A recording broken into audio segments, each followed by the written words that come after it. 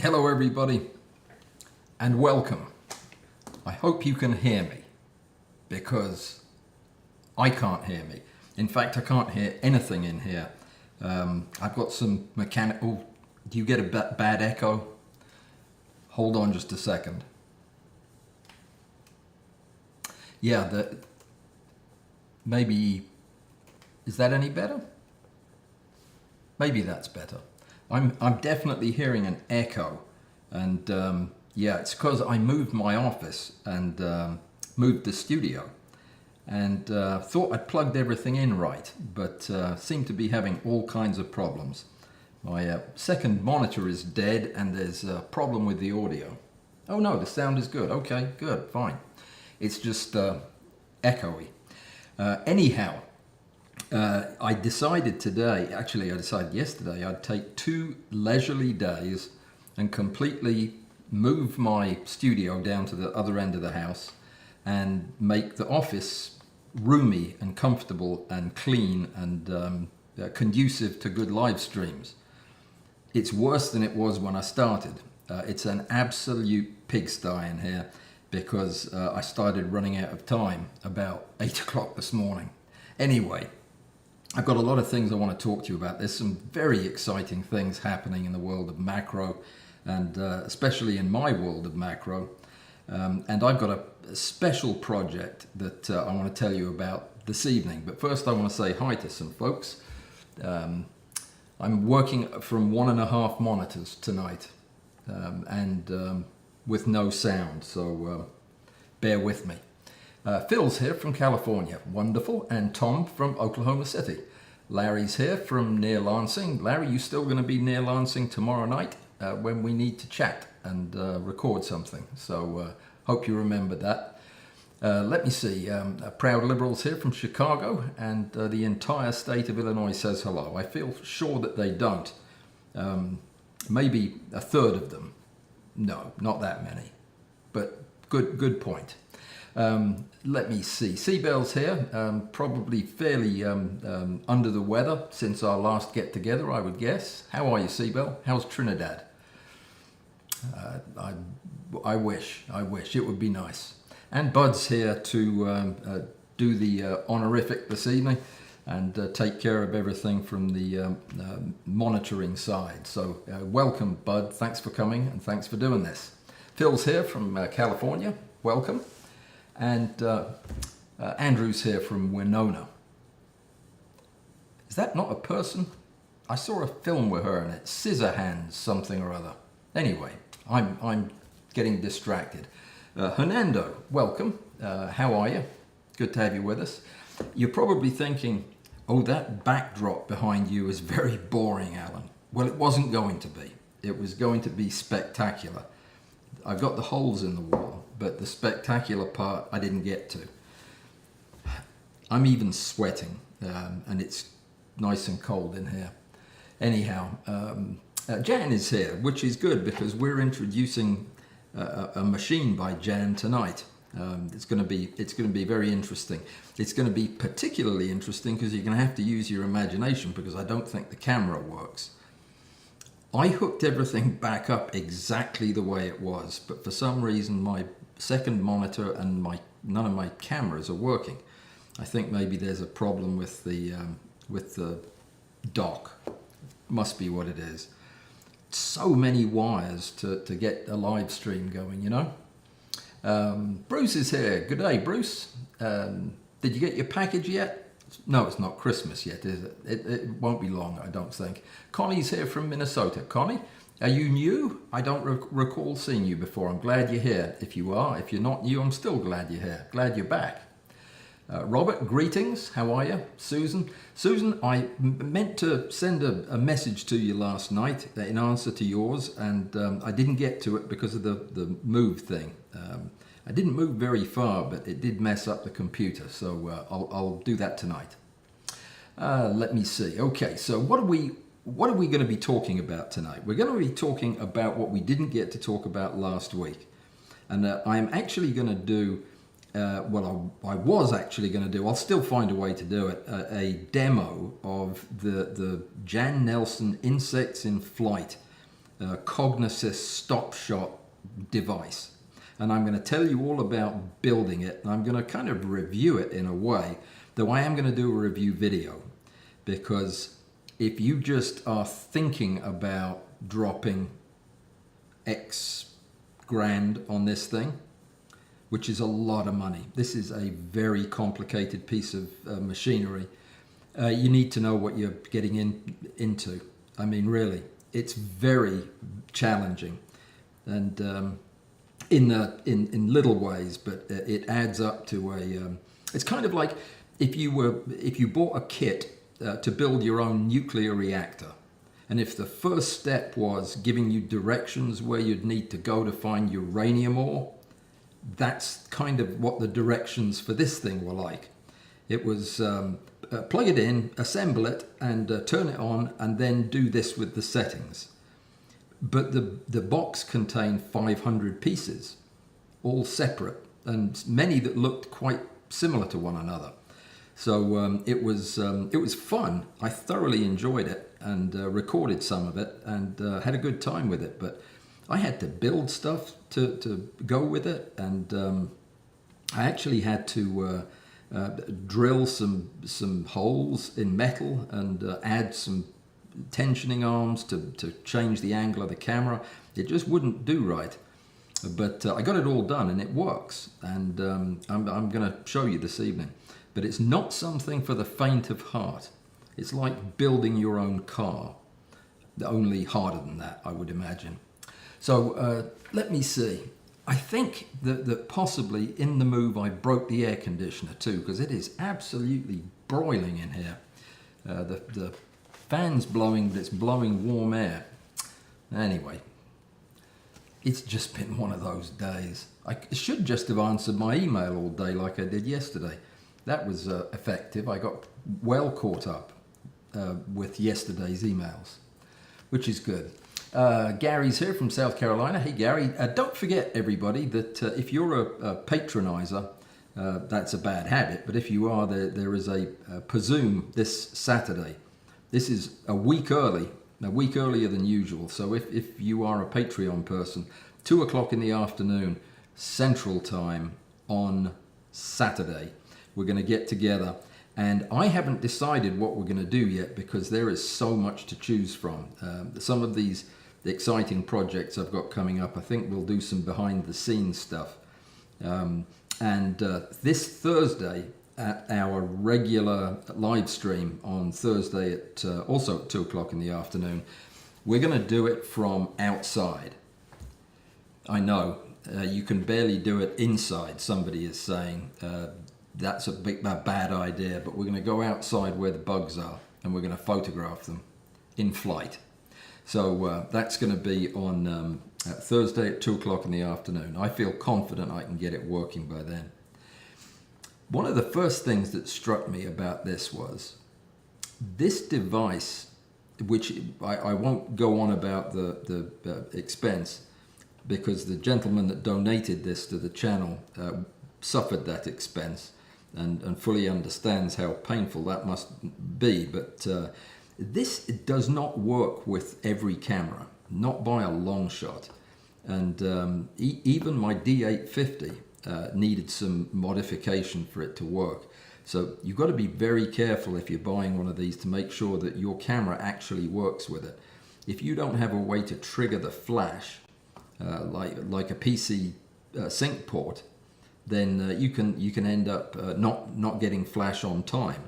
The whole thing is all about timing. I'll show it to you and explain it as we go along, but it's been great fun, and I think you'll be impressed with the job it does, at least with the fake insects I've been photographing. I've been the insect flying through the laser beam and getting my picture taken. I won't show you any of those. I was going to show you a picture that Patrick made, but I can't find it. Patrick, if you're here tonight, can you send that picture again and let me put it up on the screen? That was a shocking picture. Patrick was giving me a hard time for not liking the Photoshop AI thing that they added, and he told me it worked just great, and he sent me a picture of me that he made with it, and yeah. So it made my argument for me, I think. But I don't see any sign of Patrick. I also don't see any evidence of... I don't see any evidence of the stream actually continuing. My little line has stopped moving. And no data coming in on whether or not you're hearing this. So I hope you are. But anyway, let me see. Everybody's saying the sound was fine. Good. Well, that's good. It must just be in maybe it's the way I've got the room set up. Could be. Wait till you see that. I was going to do a tour, but I couldn't get my phone to work either. The phone has a thing on it where I can use it. Oh, that's what I'll do to look at the rig with you. Just chat amongst yourselves for a second while I try to get this thing working. It's called an app called Camo. Have you ever heard of it? It's not easy to use, and you have to start it on both of your devices at the same time, and then magic happens. But apparently I don't have it on my phone anymore. Oh well, so much for that plan. Let me just try it, just on the off chance that it actually works. Probably what you'll see is that, which is nothing. That's no good. Yeah, so that's not going to work. Okay, well, honestly, I really tried. The phone was the low priority. I had to get the monitor working, and it's just absolutely dead as a doornail. It's not even laughing at me like it usually does. All right, so let's get back to the stop shot. The stop shot. Hey, Amy. Amy joined us, and let me see. Robbie Keane agrees that their stuff is very pricey. $40 for a short little cable. That was nonsense, and I wasn't crazy about. And I was faced with a bit of a dilemma today, because there are some things that are not completely flattering that I need to say. And I like the people at Cognosys. I think they've done a great job, but I think they do take some liberties with a couple of things. And their documentation on their fairly expensive equipment, it could be better. Could be quite a lot better, I think. The stack shot's okay, the documentation, but the documentation for the stop shot, especially when it's used as the insect trigger, is lacking. It's just it's a very complicated piece of equipment, and it's got some step-by-step description of what you're supposed to do, but it misses out big chunks like how to get the flashes working. You see, the thing is, the device is designed to give you a very brief exposure under flash faster than you could do with your native camera. At least you wouldn't be able to trigger it as quickly. So the game is to trigger the thing the second or the millisecond the bug crosses the path of the laser beams. It doesn't blow up, but it just lights up the computer and it fires the shutter. And what it has, instead of having a regular camera shutter, it has a high-speed shutter, which I'll show you in a second. It's the bulk of it's the key to this, that and its controller. The controller is responsible for firing the laser beams across the divide and registering. There are two beams that cross, and they actually cross in the middle, and you have to line them up so they cross. And then if anything knocks out both laser beams in the same instant, meaning it crossed that point, then at that instant it is in focus, because you focused on that point. Literally, you focus on the crossed beams.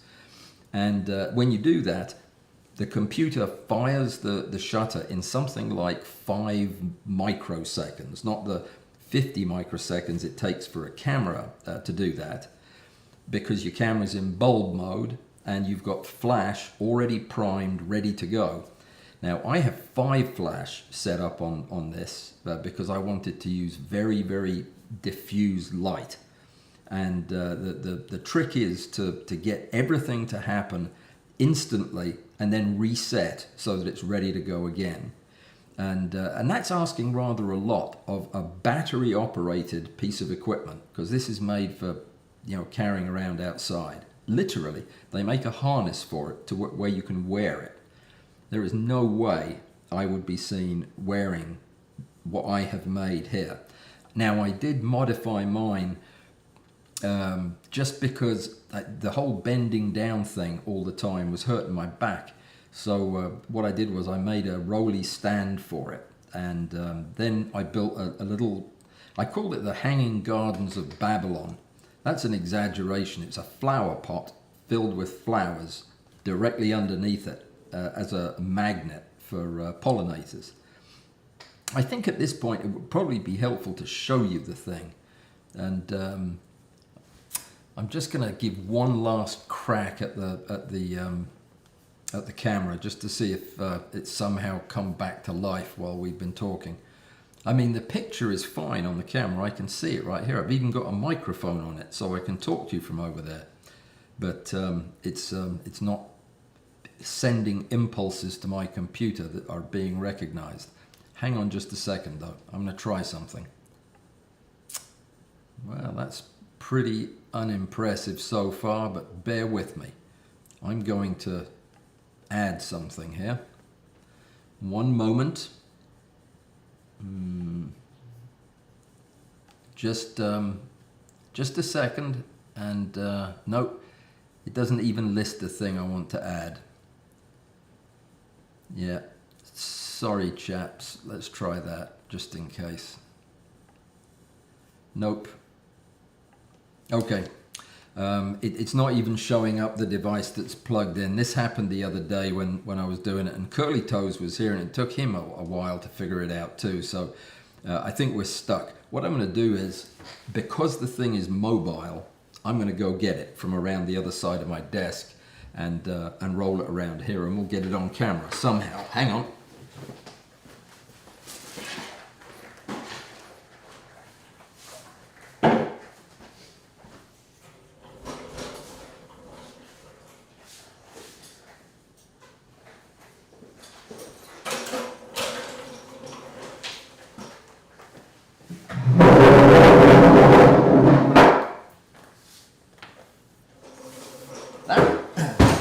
That was louder than it was meant to be. I'm sorry about that.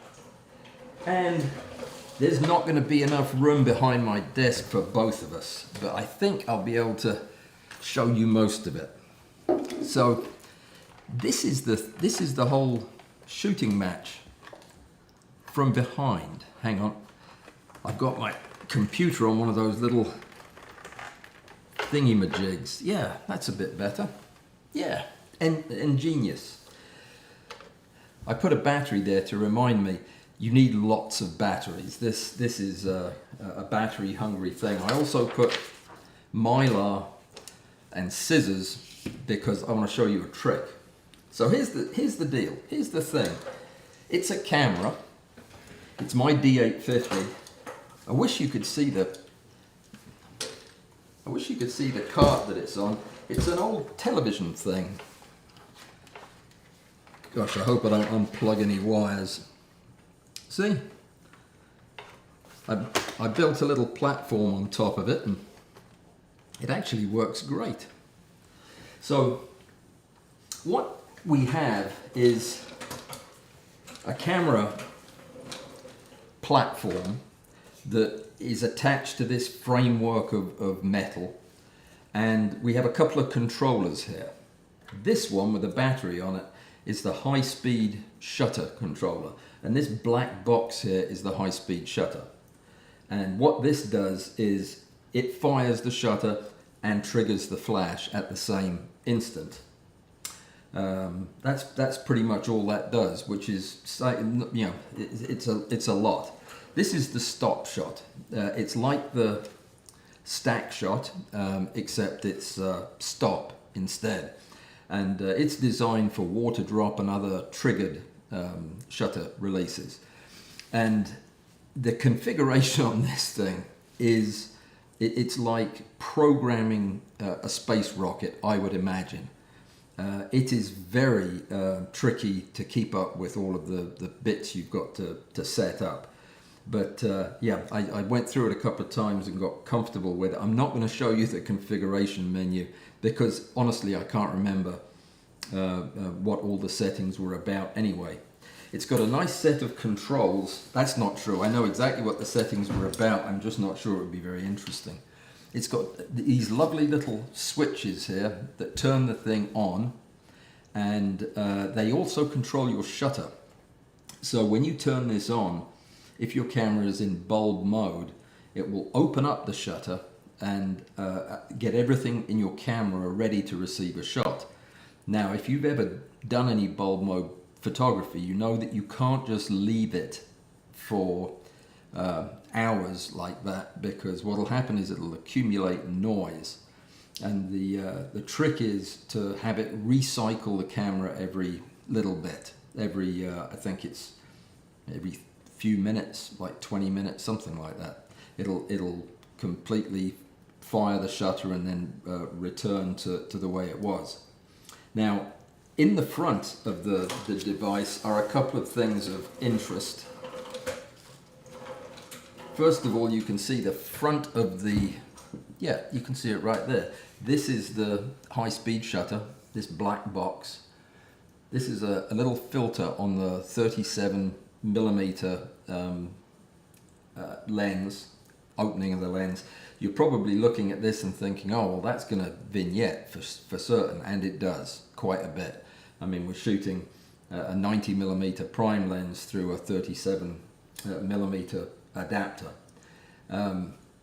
These are lasers, ray guns, and we have one at the bottom here points into this receiver at the top that you can't see.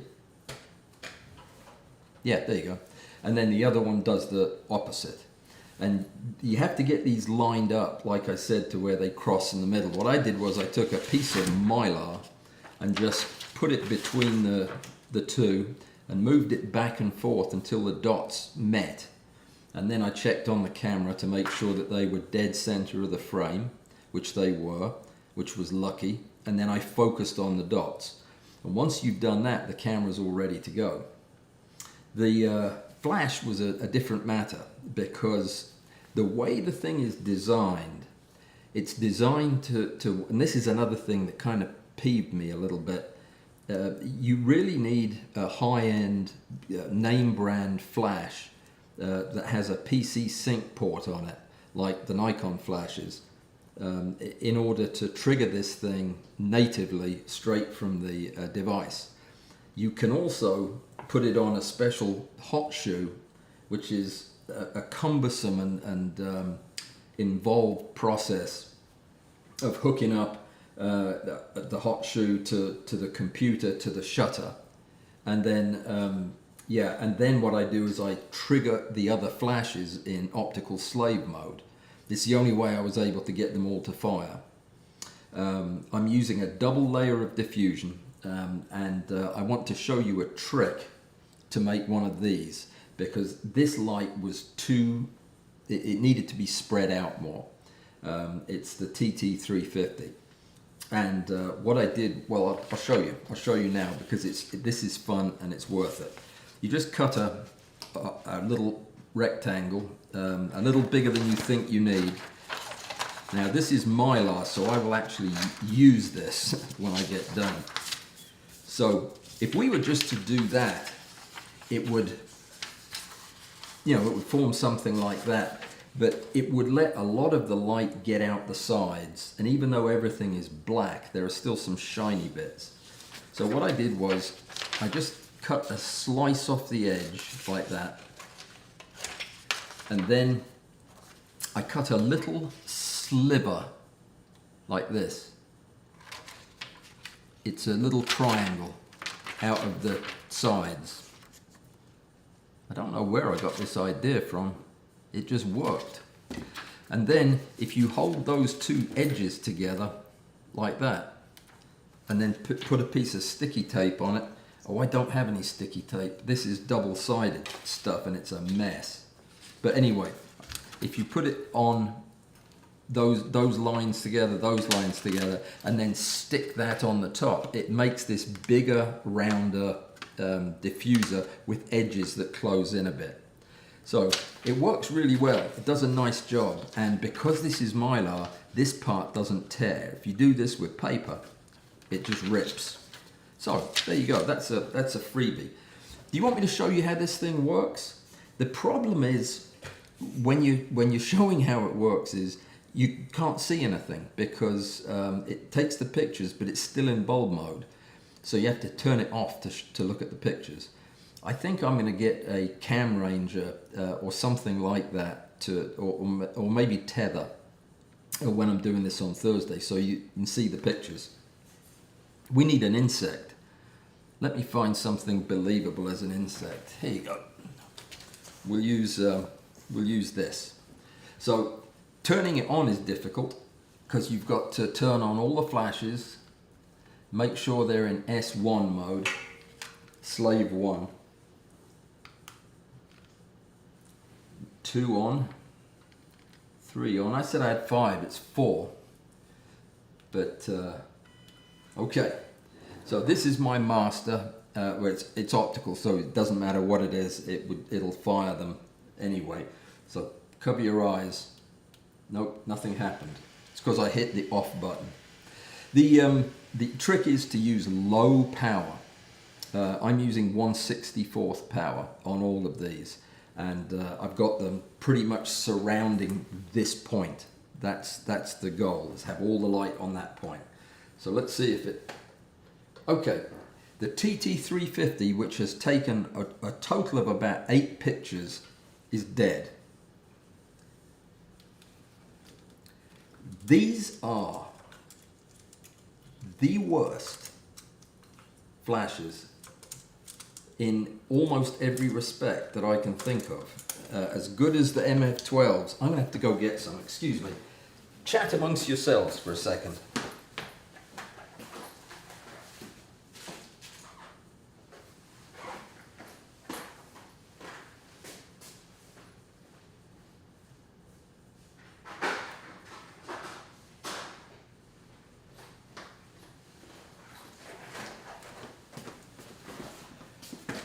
I couldn't find them because everything's been moved out of my office. We're going to go with white Eneloops because it's the only things I could find. Yeah, gosh, Thursday's going to go a lot better than this, I think. All right, let's see. Totally dead. This is a combination of 2 of my favorite things. White Eneloops, which are useless, and TT350s. Wait till you see the studio at the end of the hall. We won't see it today, but it's okay. I think they all went off, didn't they? Yes. Okay. With that done, we need to turn on the device and the oh dear. Sometimes just joggling the thing around sets it off. So we're going to turn the camera on. It's in bulb mode already. And then I'm going to turn the device on with this switch here. That's the power switch, which always makes the flash go off. And then I'm going to hit the shutter enable. And what that'll do is that raises my shutter in bulb mode. So now it's actually ready. It's ready to go. You can't see it maybe because of the fact that laser beams are invisible, but can you see the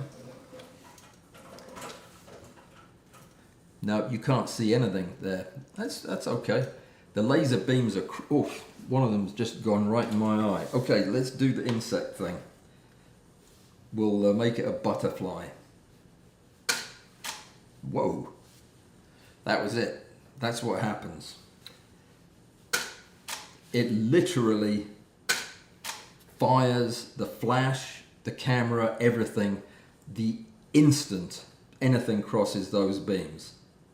But it won't work if it crosses one beam or the other. It has to cross both beams dead center. And then bang, it's ready to go again in no time flat. It is very, very impressive how it does that. Let's see if it can get a good enough picture of an eneloop to read the name of it, because we're kind of counting on the pictures being good. That was an erratic eneloop. Okay, shall we see what they look like? This is about as down and dirty a look as you're going to get. Now if I turn the shutter off like that, I should be able to see absolutely nothing there. Ah, there you go. It's a bit dim, as you can see, so we're gonna, and it's also a bit off to the side. That's okay, there's my finger. I'm gonna need to pump up the volume on the flash.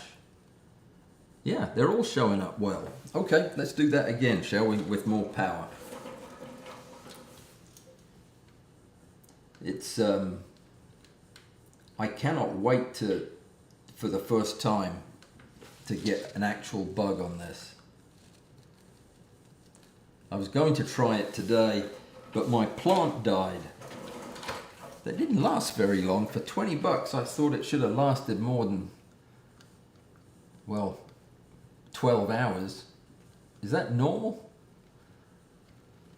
Let's go to, that seems like a lot of power, but one more. Okay, let's try that. So we're good to go. Everything's on.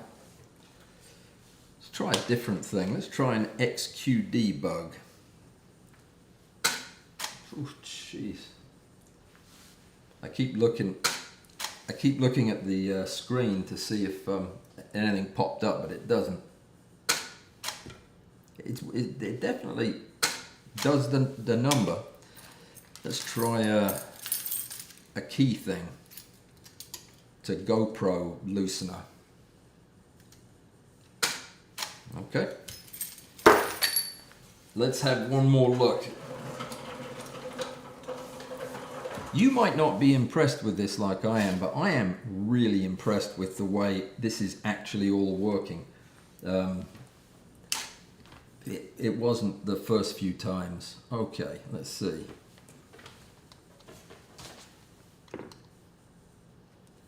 Okay, nothing there. Oh, there's the blue thing. That's quite nice. It's quite sharp. How about that? Can you even see those? They are. Look at that. That is actually disappearing off the screen. Oh dear, I'm going the wrong way. Look at that. That's very sharp. I'm impressed with that. Let's see if there's another one. Yeah. And there's the inner loops again. So it absolutely works, and I think is going to be tremendous fun. In fact, I think I might make one of those harnesses that that Cognisys makes, that you put this thing on with. I've changed my mind. I think I might do it. If somebody will video it, yeah. I have a feeling I'd look marginally ridiculous wearing a contraption like this. But boy, talk about getting attention out in the woods. Probably not the kind of attention you'd want, but yeah, you'd get some attention. So I'm thrilled to bits. Jan, this thing is miraculous. Let me tell you about a few of the things. This is a bit technical, but I feel like I should tell you about this. This is for everybody. The bit that, first of all, a disclaimer. Building this thing on the stand like this, all I did was put a couple of pieces of aluminum extrusion across the two uprights. Let me see if I can show them to you. No, I can't. But it's these two pieces of metal on the edge. They go across and they're bolted to the uprights. They're not going anywhere. And they don't get in the way of anything.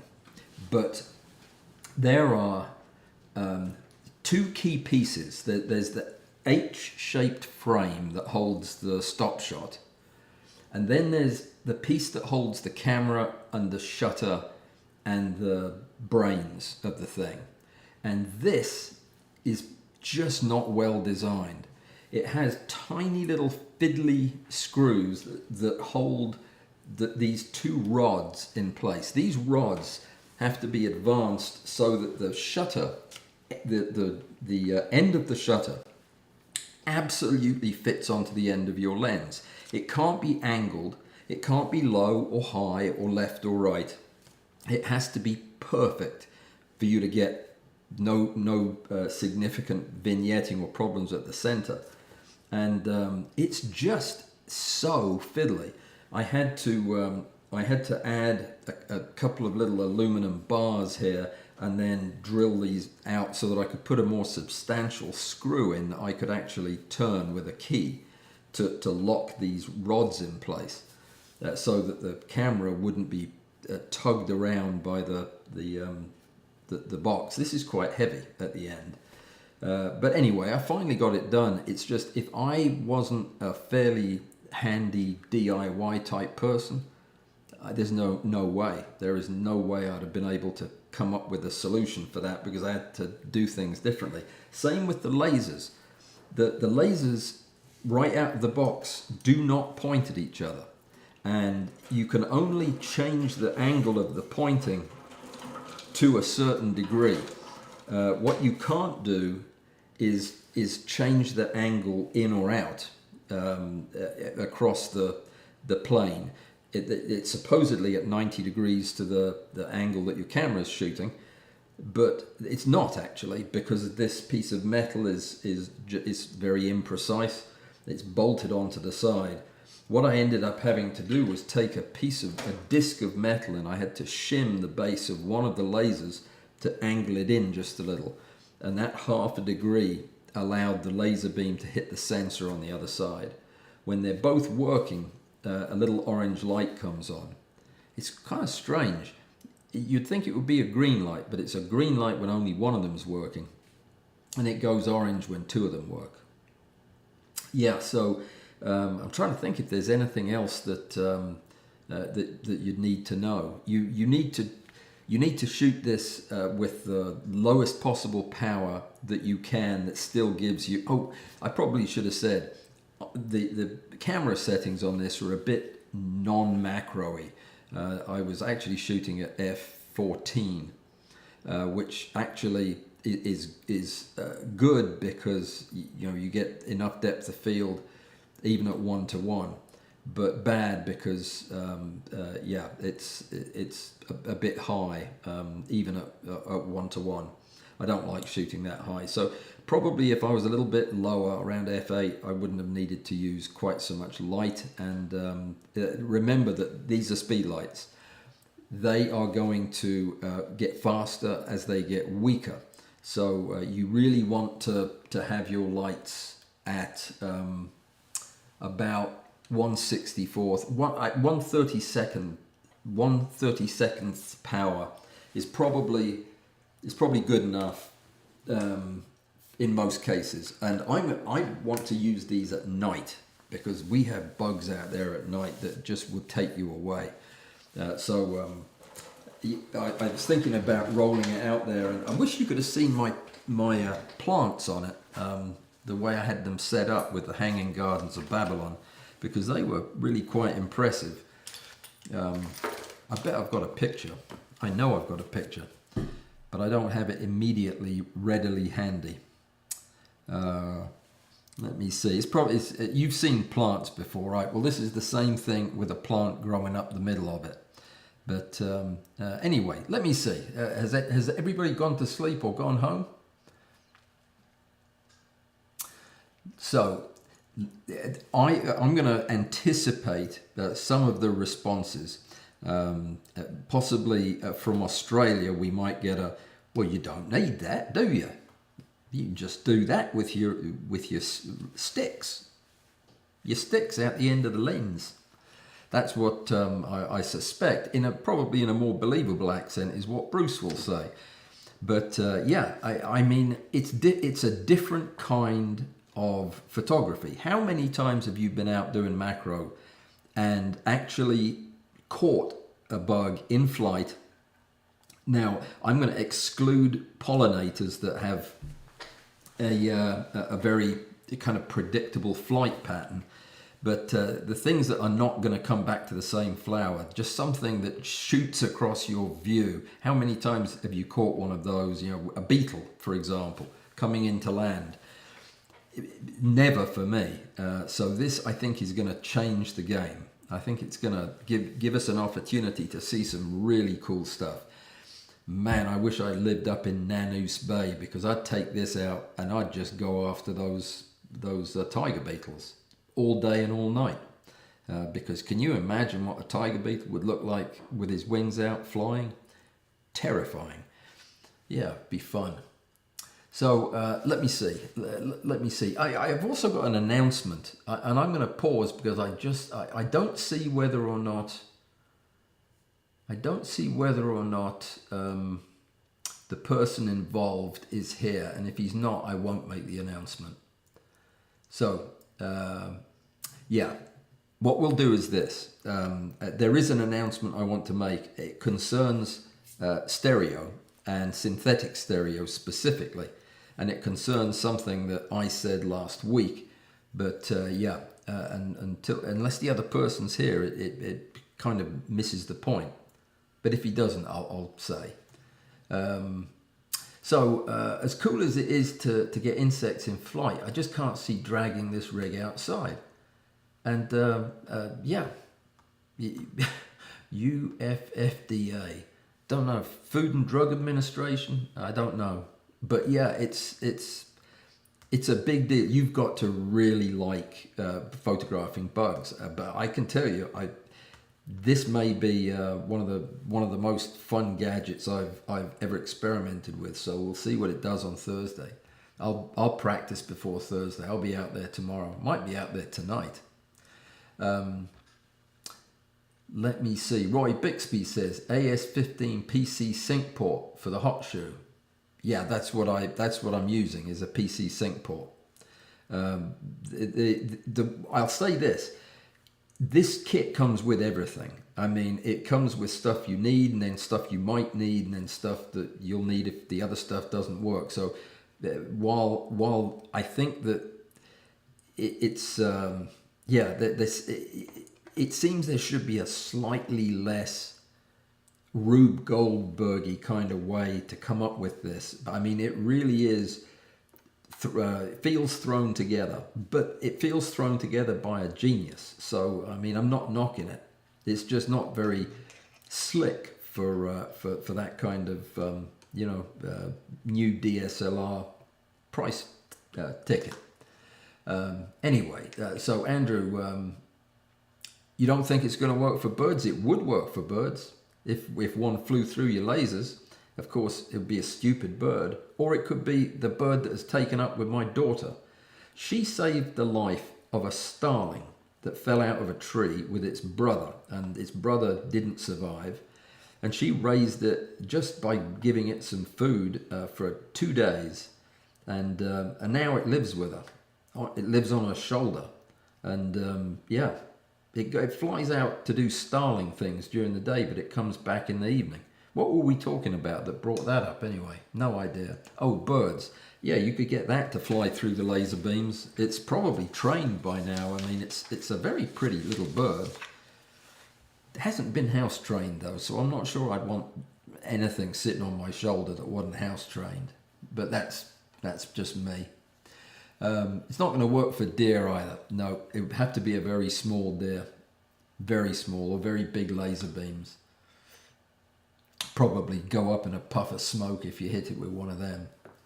Let me see. Well, when we eventually do a workshop down here, we'll do this. We'll if you want to have a bash at flying insects, we'll make that an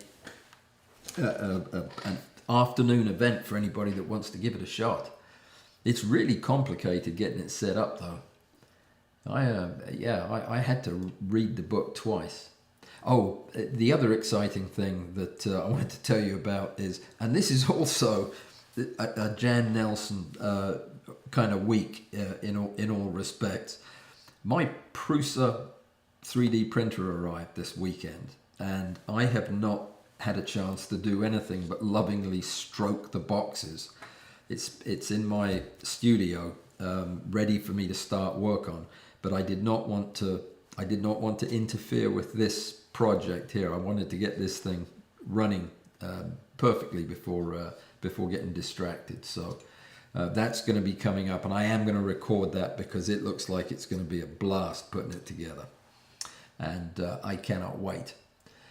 So let me see. If you won the lottery, you could get somebody else to go out and take pictures of bugs for you. You could just pay him a little bit. Yeah, that is the point I was thinking about, strapping the thing on and going around to catch bugs with it. It's hard enough to point a camera with a long lens at something. I'm not sure I see me being able to actually get a bug in between the lasers without tipping myself over into a pond or something. But it would be fun. Like the Laowa probe. Yes, somebody else said that. That is a very good similarity, I guess. It's a brilliantly contrived and exciting product to use, that probe lens. But how many times are you actually going to use it in your work if you're a photographer? Well, if I'll use this a lot in my work. I mean, a lot. It's the kind of thing that, there'll be tutorials on this, and we can do all kinds of things with it. I'm thinking about going places in the car that dragonflies. That's what I was thinking. I know a place where the dragonflies will come and just hover right in front of you. And they probably like laser beams. It gets their teeth sharp. Yeah, could be. So we'll try that. That's just down the road from me. So, what was the other thing I was going to tell you? Oh, yeah, the announcement. But a MyOps wouldn't do the same, and it's because of the MyOps would release the flash. It would fire the flash, and it would fire your camera quickly at the fastest settings, but you're going to have to live with the camera lag, and that lag is enough for your insect to get back out of the frame. That's the whole problem. You need something. The myops is just the electronic trigger. It reacts to something crossing the beam by firing the camera, but it is that act of sending an impulse to the camera and the camera firing and the camera firing the flashes that takes about 50 milliseconds. And what you want is 5 milliseconds. You want to get it as it is still in the laser beam. Though the laser beams are turned off, the instant something touches them, they turn off so that you can take the picture. The myops is great when you're talking about fractions of a second. It's good for lightning, it's good for popping balloons and all the fun stuff you can do with triggers. It wouldn't be any good for this. Unless you were to somehow, if you had your setup in a funnel, say that the insects had to fly in a specific direction and you got lucky, you could set your focus a little bit further down the funnel so that your camera would be going off when the insect got there.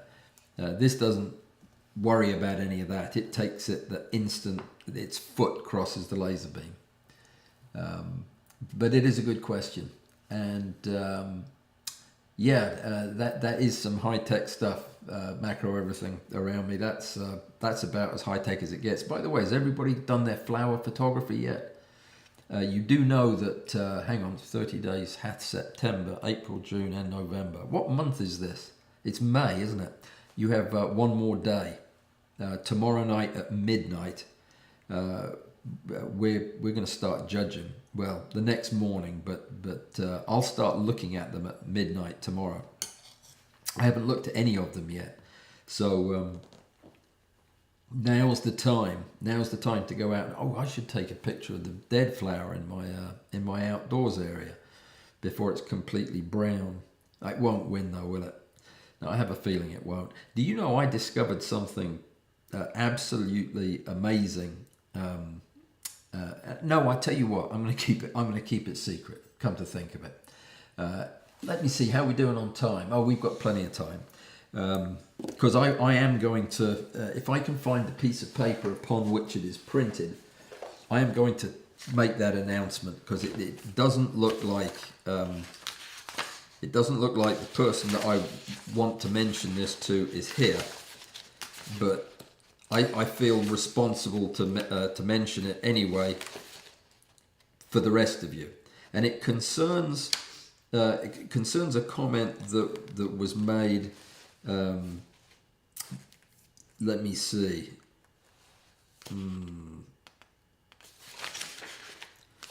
Hold on just a second.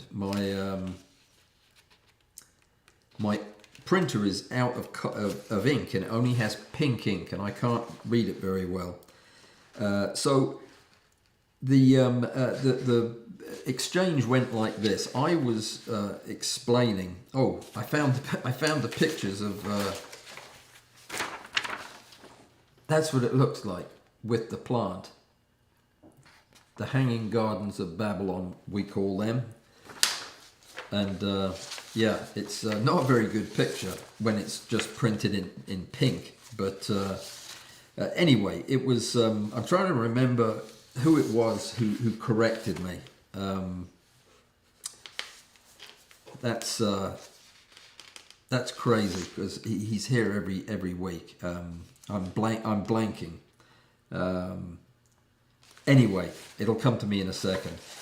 I made the statement that synthetic stereo was an invention of Rick Littlefield, a fact that I've known for quite some time, and I got the response from our friend whose name I am blanking on again, to say, well, actually no, it was Allan Hadley that discovered the synthetic stereo, invented stereo synthesis from image stacks.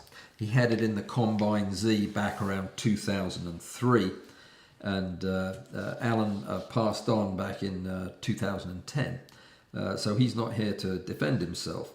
But it's Joseph is the name of the person. I'm sorry. So it was Joseph that corrected me and said no, it was Allan Hadley. Well, Rick corrected me today and said no, it was not.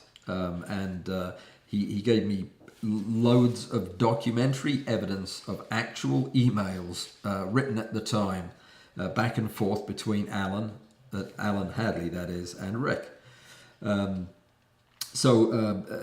Joseph had said, not to belittle Rick, but I believe Allan Hadley invented stereosynthesis from image stacks. He had it in Combine Z around 2003. And it is true that stereo capability got added to Combine Z, but it was in 2005. And it happened because Rick told Allan Hadley what I wanted to do and how I wanted to do it, and he implemented the idea. For the record, the email was as follows. This is the one I honestly can't read, but hang on. This is Rick's email. I am now getting interested in stereo from a single stack of shallow depth of field frames. And he goes on to talk about, you know what? I can't read this. But he did go on to say, this is before Allan Hadley's release of this on Combine Z. My idea is to systematically take the raw input frames. Oh, I can't read it. I'm sorry. But I will, and by the time Joseph's here again, I'll have it all written out properly. But he did send me a second email later on in the day, which actually, in that letter, Rick refers to having done the initial work on this back in 1982. This was already something that was, well on the way to being finished. It was a little further info on the Allan Hadley thing. I found the following exchange on May 22nd of 2005, only 12 days after I suggested the feature. And you can see from my comment that back in 1982, that he'd been messing around with computer generating stereo stuff for quite some time. Yeah, like 20 years. So I think I was aware of the fact that this was something that was credited to Rick, just like generations of people will credit me with the Hanging Gardens of Babylon as an adaptation to the Jan Nelson Insects in Flight rig that was invented by Cognisys. But we all have to, be famous for something, don't we? Not really, I suppose. Let me see who came and who left. I don't think you actually have to guide them into the crossed lasers, Michelle. They just fly across it. They're fairly stupid, I think, by and large. The technology is impressive. It is indeed.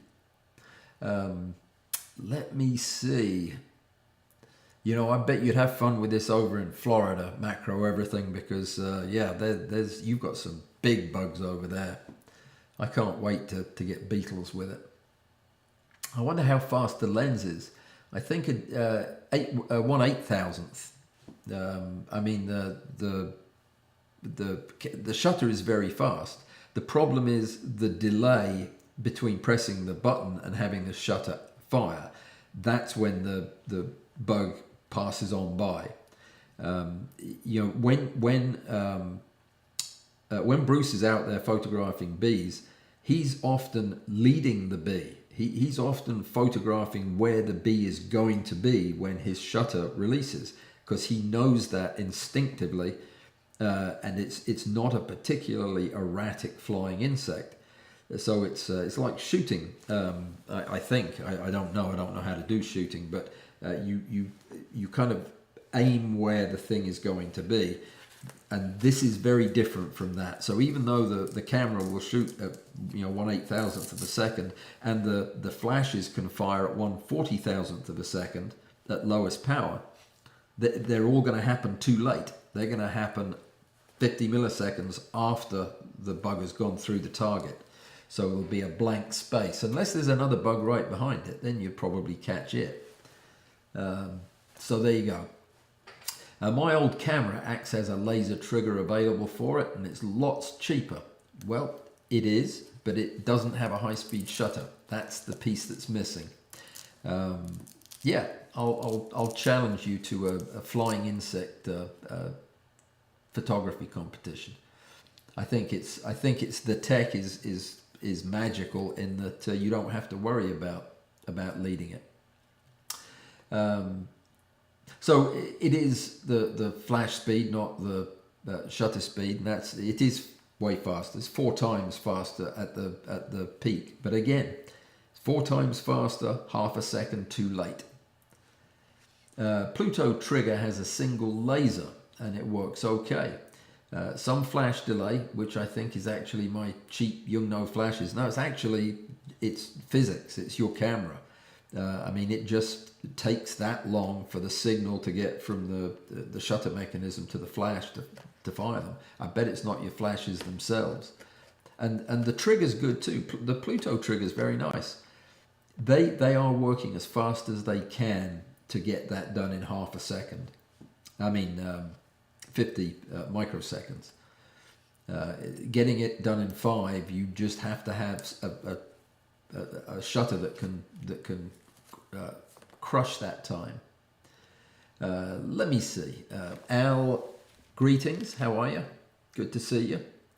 And Leroy Harding says, I have a set of cactus laser trigger. LV5 does the same thing. Okay, good. I'm not familiar with that. Does it have the shutter mechanism as well?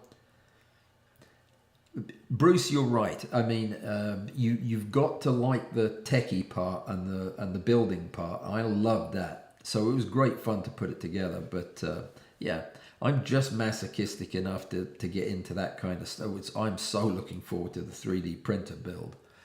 That's going to be great. And I will have this place properly decked out the next time you see it. I don't know why the television is right behind my head. It didn't look like it was in my drawings. Not to worry. Let me see. I love the trigger, but the speed lights seem clumsy. Well, yes. I mean, they are clumsy. You for one thing, you don't need 5 of them. You could do it with 2.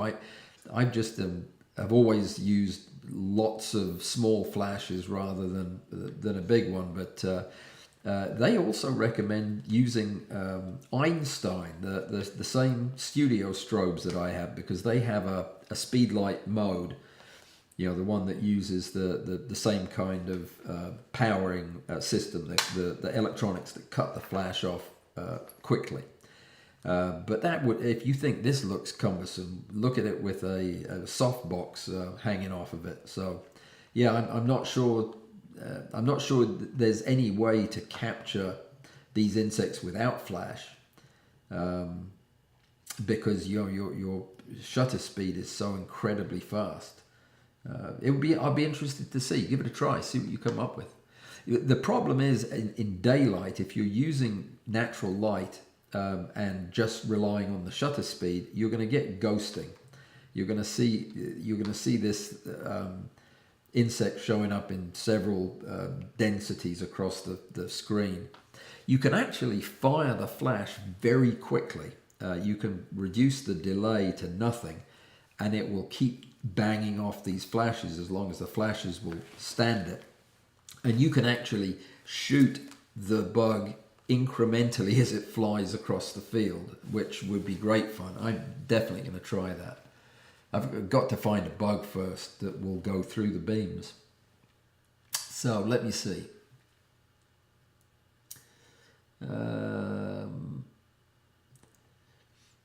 In Tennessee, we're having a bug buzzer. Yeah, I don't know what a bug buzzer is. It's a bug zapper, I think. Yeah, the things that explode the insects. I don't think that would be very good looking. Yeah, water drop is different. That is slow-mo compared to this, apparently. Yeah, what video? The water drop video or the flying bugs video? Whichever one it is. Who said that? Robert. Yeah. Well, you need to watch them both, I think. All right, let me see. I think we're out of time, and there's still some other questions. Did he say he's going to try it in the garden on Saturday? No, I'm going to try it in the garden on Thursday. But if you want to try it in the garden on Saturday, I have long maintained that the Patreon meetings are yours. So if you want to laugh at me out there trying to photograph insects on Saturday, I shall do it then as well. All you've got to do is say so, and I consider it now said. I actually, when I say outside, I'm not going outside. I'm going to roll the machine outside, and I'm going to stay in the screened in part and just film it from as it's doing its thing. That sounds a lot more reasonable. Yes, I'll do it both, Michelle and Andrew. I'll do it Thursday and Saturday, I think, if people want to. Alrighty, let me see. I don't think so, Andrew. 3 hours. The people that use this say if you put some bait there, the best baits are flowers that they recognise, and this is a local flower that I killed. And the second thing, second thing is I'm getting ready to sneeze with allergies. The second thing is to use a bright light and do it at night, and the light brings them in, and you'll get moths. In fact, I think I'm going to go do that now while this is all juiced up and good to go. See if we can get some moths, or we've got some lace wings around here that have been getting on the house. So yeah, that would be good. I'll go do that right this minute because the sun just went down and the bugs will still be around. Okay, I think we're out of time, and I think wearing it would be the best. I can't wear it with the wheels on it because it weighs about 100 pounds.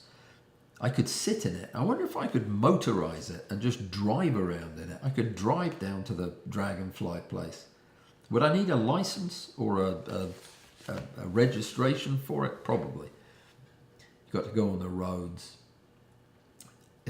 Proud Liberal thinks I wouldn't look foolish using it in the field. Yeah. A ghillie suit would absolutely look more ridiculous, I think. Oh, dearie me. You guys are too funny. Listen, it's... Macro Everything Around Me says mosquitoes are Florida's state bird. Very true. Walking around with this could get me arrested. Probably somebody would think I'd stolen one of those anytime teller machines and was lugging it home. It's crazy. Would a larger diameter ring light be a simpler setup? It would be a much simpler setup, but it would have to be a gigantic ring light. It would have to. You still have to pop that flash in that 5 millisecond span that you have. So it would have to be a big round flash. It's easier to just. Mine is a ring flash. It's just got 4 or 5 separate lights. The lights didn't take me a few minutes to set up. I mean, it's no different than setting it up on my regular stage. I just use bendy arms and I guess you've already seen it. I just used bendy arms and I undid the wrong bit. Bendy arms and super clamps like that. Nothing to it. Piece of cake. Takes about 2 seconds to put on, and yeah, there it is. And there's nice little grooves to hold the things perfectly, even though that's not what they're made for. I've got to get my light pointed back in the right direction for my nocturnal bugs. There you go. That was it. That's how long it takes to set it up. Okay. I'm going to replace the batteries, head on outside, and see if I can photograph some bugs. Thank you, everybody, for coming. And please don't forget to thumbs up, as Bruce has mentioned. And yeah. Oh, Leroy, do the stereo photos have to be synthetic stereo? No, they absolutely do not. They do not. This will actually be the last time before the competition starts, so let me run over the rules very quickly. 1 to 4 is acceptable magnification. Don't make it less than that. 1 to 4 is fine. I consider that macro. You're allowed 2 pictures, but remember that your image will consist of a total of 4 pictures. Actually, if you do 2 entries, it'll be 6 pictures if you use the trio method of presenting your images. If you did 1 image, then you would present it cross-eyed and parallel. So it would be a pair of images in cross-eyed and a pair of images in parallel. And that's 1 shot, 1 subject. You can do that twice. And I'll write that down so it's completely clear that what you can do. The image should be shown in both ways so that people with and without the ability to see them cross-eyed can see them quickly and easily like everybody else. So that's the way we're going to do it. And you can turn them in after midnight on the 1st. No, after midnight on the 31st. After 1 minute past midnight. Oh, forget about it. Just sometime this week. All right. Robert started doing some stereo images, but I have no way to check the parallel ones because I don't have the glasses. You don't have to check them. If you can see it without glasses in cross-eyed, then just swap the order of the pictures, left to right, and they will be visible to people with glasses. So you don't have to check it. You don't even have to be able to see it yourself. If you use the calculator and you come up with a pair, turn them in because they might be the best stereo pair anybody's ever seen. They might not, actually, but we'll see. All right, bye, Bruce. Take care. And I'll show you the results as soon as I get them. If not before, you'll see them on Saturday, if you make it. All right, good night, everybody. Good night, Bud. Thanks for everything you do. And Art, thank you. And the rumor that I was told last week about the mystery lens being released, that was last year. It was a different lens. This one, we're good. We've still got a little while. Okay? Just wanted to let you know. Okay, see you. Thanks very much. And next time it'll be smoother because I'll be used to the room and I'll have an extra monitor. Take care. Good night.